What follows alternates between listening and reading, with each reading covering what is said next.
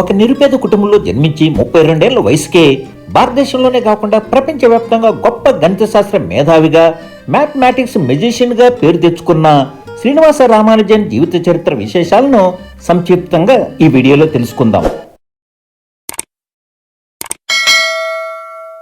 అది 1976 సంవత్సరం. Research scholar అయిన జార్జ్ ఆండ్రూస్ లండన్లోని కేంబ్రిడ్జ్ యూనివర్సిటీ పరిధిలోని ట్రినిటీ కాలేజ్ లైబ్రరీలో పాత పుస్తకాలు వెతుకుతున్నారు. ఆ సందర్భంలో 138 పేజీలతో ఉన్న ఒక చెక్క బాక్స్ కింద పడింది. ఆ పత్రాలను పరిశీలించి చూడగా క్యూ సిరీస్ మరియు మాక్ థీటా ఫంక్షన్లపై ఉన్న సూత్రాలు ఇందులో ఉన్నాయి.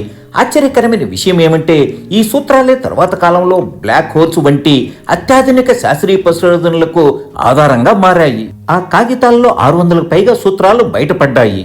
ఆ కాగితాలు ఎవరివో కావు, ప్రఖ్యాత గణిత శాస్త్రజ్ఞుడు శ్రీనివాస రామానుజన్ తన జీవితంలోని చివరి 2 సంవత్సరాల్లో చేసిన పరిశోధనలు అవి. ఆ కాగితాలే రామానుజన్ లాస్ట్ నోట్బుక్ గా ఎంతో ప్రసిద్ధి చెందాయి.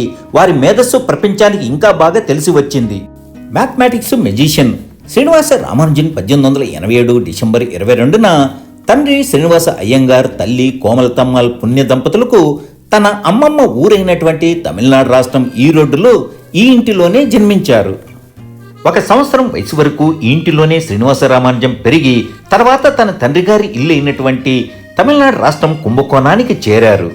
ఈ ఊరిలోనే శ్రీనివాస రామానుజన్ తండ్రి గారైనటువంటి శ్రీనివాస అయ్యంగారు స్థానిక బట్టల వ్యాపారి వద్ద అకౌంటెంట్ క్లర్క్గా నెలకు 20 రూపాయల జీతంతో పనిచేసేవారు. కుంభకోణంలోని ఈ ఆర్టీసీ బస్టాండ్ నుండి 1 కిలోమీటర్ల దూరంలోనే శ్రీనివాస రామానుజం ఇల్లు ఉంటుంది. శ్రీనివాస రామానుజం తల్లి కోమలతమ్మాల్ గృహిణి. స్థానిక ఆలయంలో నెలకు 10 రూపాయల జీతంతో పాటలు పాడేవారు. ఈ ఆలయానికి కూతవేటు దూరంలోనే శ్రీనివాస రామానుజం ఇల్లు ఇదే. 2003 సంవత్సరంలో డాక్టర్ ఏపీజే అబ్దుల్ కలాం చేతుల మీదుగా ఈ ఇంటిని మ్యూజియంగా మార్పు చేశారు. శ్రీనివాస రామానుజన్ తన 5 ఏళ్ల వయసులో ప్రాథమిక పాఠశాల తర్వాత టౌన్ హైయర్ సెకండరీ స్కూల్లో విద్యాభ్యాసాన్ని అభ్యసించారు. శ్రీనివాస రామానుజంకు చిన్నప్పటి నుండే గణితం అంటే ఎంతో ఇష్టం. 3వ తరగతి చదువుతున్నప్పుడు మ్యాథ్స్ క్లాస్లో ఉపాధ్యాయుడు భాగాహారం చేసేటప్పుడు ఉపాధ్యాయుడు ఇలా చెప్పారు: ఏదైనా సంఖ్యను అదే సంఖ్యతో భాగించినప్పుడు 1 ఆన్సర్ వస్తుందని చెప్పారు. మరింత సరళంగా అర్థమయ్యేందుకు 10 పండ్లను 10 మందికి పంచి భాగిస్తే 1 వస్తుందని చెప్పారు. వెంటనే శ్రీనివాస రామానుజం 0ను 0తో భాగిస్తే 1 వస్తుందా సార్? పండ్లు ఏమీ పంచకపోయినా 1 వస్తుందా అని ప్రశ్నించారు. 7వ తరగతిలోనే 10వ తరగతి లెక్కలు చేసేవారు. ట్యూషన్ చెప్పి నెలకు 7 రూపాయలు సంపాదించేవారు. బాల్యం నుండే గణిత పుస్తకాలంటే ఎంతో ఇష్టంగా చదివేవారు.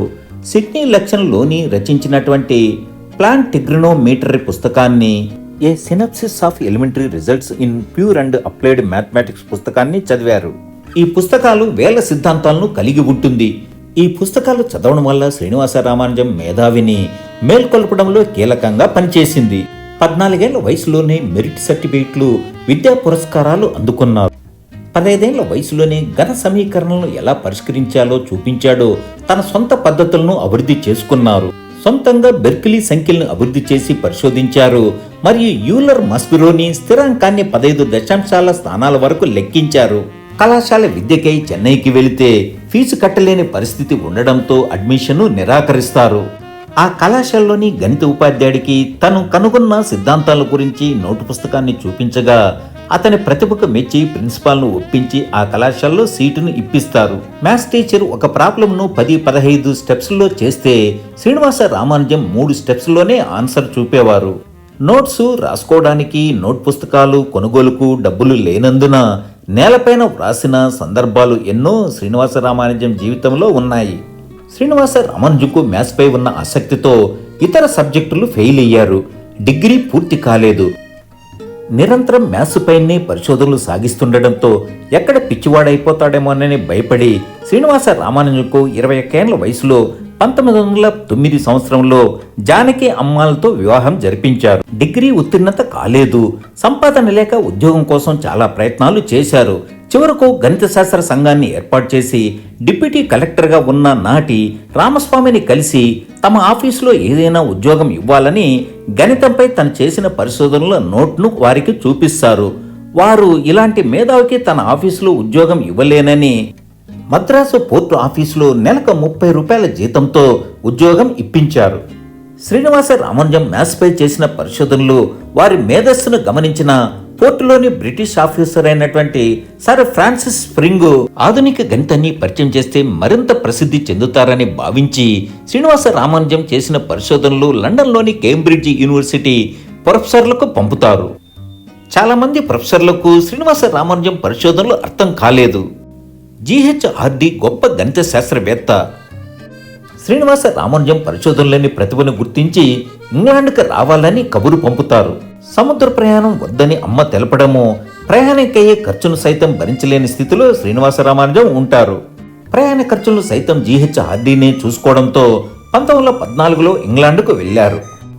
హార్డీ ప్రోత్సాహంతో లండన్లోని ట్రినిటీ కాలేజీలో చేరి గణితంపై అనేక పరిశోధనలు చేశారు. శ్రీనివాస రామానుజం ముఖ్యంగా number theory, infinite series, continued fractions, partition theory, modular forms, elliptic functions మొదలగు రంగాలలో అనేక పరిశోధనలు చేశారు. శ్రీనివాస రామానుజం మొత్తం 3900కు పైగా గణిత ఆవిష్కరణలు, సూత్రాలు కనుగొన్నారు. రామానుజం కనుగొన్న మ్యాజిక్ స్క్వేర్ ను చూడండి. అడ్డంగా కూడిన 139, నిలువున కూడిన 139, కార్నర్లు కూడిన 139, ఎటు కూడిన 139 రావడం ఈ స్క్వేర్ ప్రత్యేకత.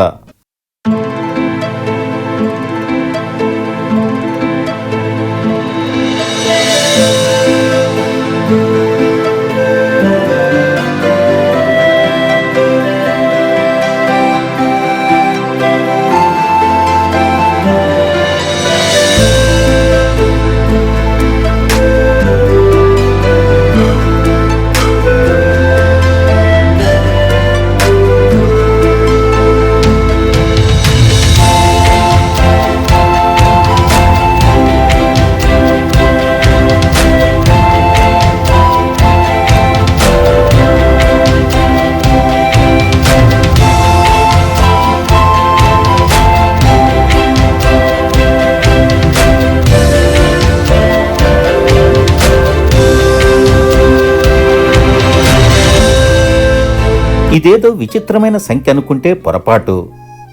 గమ్మత్తు చూడండి. శ్రీనివాస రామానుజం జన్మదినము 22 డిసెంబర్ 1887. దీనికి సూత్రం ఇదే.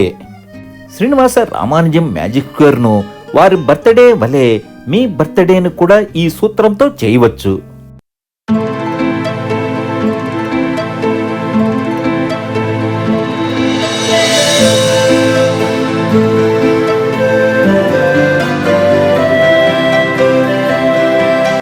మరో magic √1+2, √1+3, √1+4, √1+5. Ramanujam infinite root. Srinivasa Ramanujam royal society of లండన్కు ఎన్నికయ్యారు. Fellow of the trinity college గౌరవం పొందిన తొలి భారతీయుడు శ్రీనివాస రామానుజనే. శ్రీనివాస రామానుజం పూర్తిగా శాకాహారి కావడం, గణిత శాస్త్ర పరిశోధనలపై పూర్తి సమయం వెచ్చించడంతో పాటు క్షయవ్యాధి రావడంతో ఆరోగ్యం క్షీణించింది. తీవ్ర అనారోగ్యంతో హాస్పిటల్లో చేరిన రామానుజన్ పరామర్శించడానికి హార్డీ 1729 నెంబర్ గల ట్యాక్సీలో హాస్పిటల్కు వచ్చారు. నేను వచ్చిన ట్యాక్సీ నెంబర్ 1729 డల్ నెంబర్ అని శ్రీనివాస రామానుజంతో అంటారు. అనారోగ్యంగా ఉన్నప్పటికీ 1729 డల్ సంఖ్య కాదు, 2 సంఖ్యల గణాల మొత్తాన్ని 2 వేరువేరు విధాలుగా చెప్పే చిన్న సంఖ్య. 1³ + 12³ లేదా 9³ + 10³ అని కూడా చెప్పవచ్చని చెప్పారు. ఆశ్చర్యపోవడం హార్డీ వంతైంది. తీవ్ర అనారోగ్య కారణాల వల్ల ఇండియాకు తిరిగి వెళ్తానని హార్డీకి చెప్పి 1919లో ఇండియాకు తిరిగి వచ్చారు. తీవ్ర అనారోగ్యంగా ఉన్నప్పటికీ లెక్కలపై పరిశోధనలు ఆపలేదు. ఇండియాకు వచ్చిన 1 సంవత్సర కాలానికే కేవలం 32 వయసులోనే 1920 ఏప్రిల్ 26న ఈ లోకం విడిచి వెళ్లారు. శ్రీనివాస రామానుజం జీవిత విశేషాలకు సంబంధించిన అరుదైన వస్తువులతో చెన్నైలోని రాయపురంలోని సోముశెట్టి వీధిలో బి శివప్రకాష్ ప్రైవేటు వ్యక్తి మ్యూజియం నిర్వహిస్తుండడం అభినందించాల్సిందే. శ్రీనివాస రామానుజం జన్మదినమైనటువంటి డిసెంబర్ 22న జాతీయ గణిత దినోత్సవంగా జరపాలని 2012లో కేంద్ర ప్రభుత్వం నిర్ణయించింది.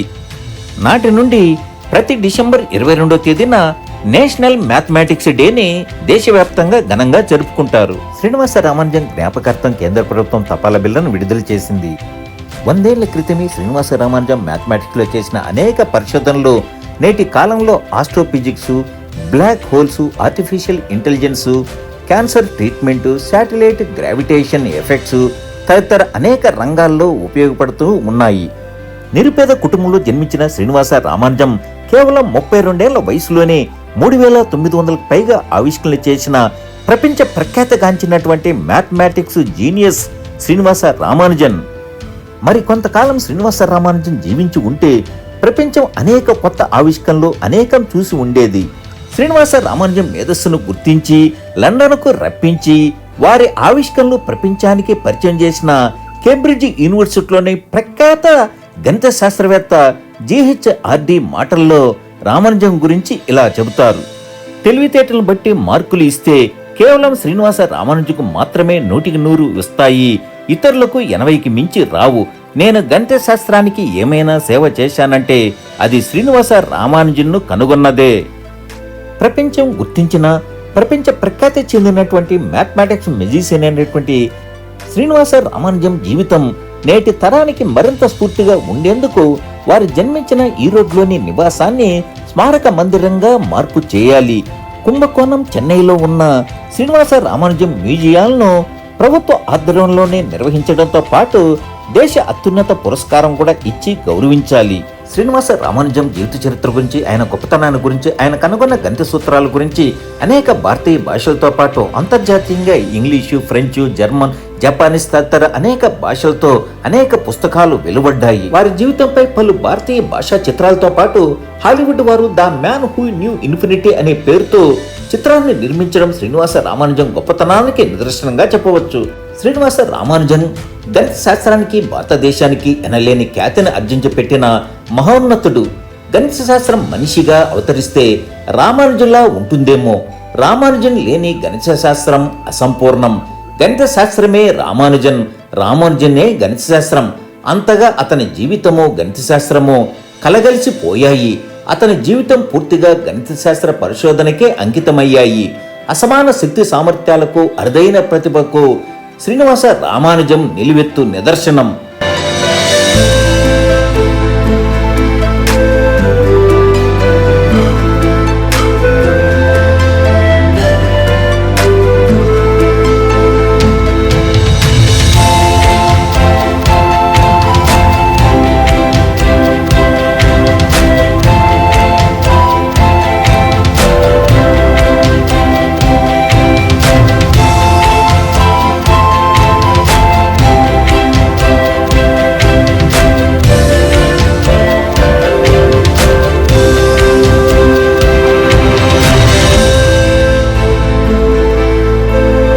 శ్రీనివాస రామానుజం జీవితం మన భారతీయులకు గర్వకారణం.